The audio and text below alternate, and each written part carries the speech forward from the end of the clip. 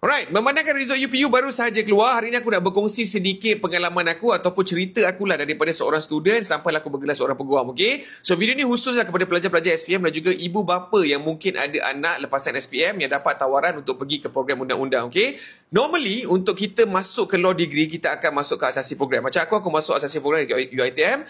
Basically, asasi program ni merupakan cara yang paling cepat dan paling senang untuk masuk ke law degree. Sebab apa? Sekiranya kau masuk mana-mana asasi program daripada 6 universiti awam ini, aku rasa perjalanan untuk masuk ke law degree tu lebih senang sebab diorang ada proses penyerapan. Asalkan anak kau lepas kelayakan mereka, lepas kelayakan pointer, lepas kelayakan muat dan lepas interview, ada setengah-setengah universiti dia buat interview untuk masuk law degree dia.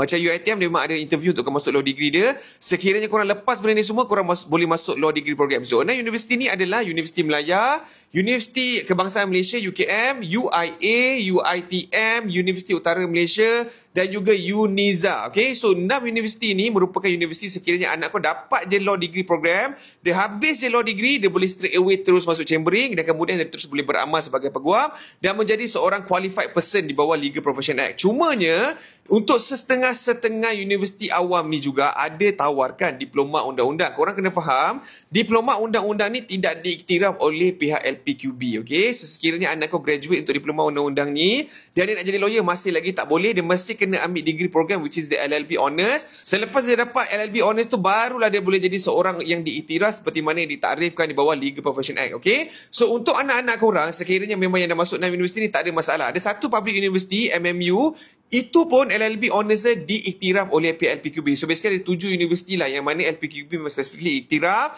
Sekiranya orang dapat law degree daripada universiti-universiti ni, memang straight away boleh chambering. Tak ada masalah, okay? Sekiranya anak-anak kau dapat tawaran untuk pergi belajar daripada universiti-universiti yang aku tak senarai ni, ataupun tidak tersenarai dalam laman web LPQB, makanya sekiranya anak kau habis degree program dia, walaupunlah degree program dia merupakan LLB Honours, dia tetap perlu ambil CLP. CLP ni dia sebenarnya satu peperiksaan lepas kau habis degree. Sebelum kau boleh masuk chambering, kau kena habiskan CLP untuk menunjukkan kau layak sebagai qualified person di bawah Legal Profession Act. Sekiranya kau tak lepas CLP ni, kau tak boleh jadi qualified person di bawah Legal Profession Act. Benda ni sangat-sangat penting. Sebab apa? CLP ni prosesnya bukan mudah. Ramai yang cakap susah dan benda ni menelan kos yang tinggi. Sebab apa? Benda-benda kau belajar mungkin asing untuk kau. So kau terpaksalah bayar untuk kos tuition, untuk beli buku, untuk belajar benda ni. Dan dia ada maximum try number. Maknanya, sekiranya kau dah banyak kali fail, ada ceiling dia. Kau hit that ceiling, dah kau tak boleh ambil lagi CLP, maka impian kau nak jadi peguam tu agak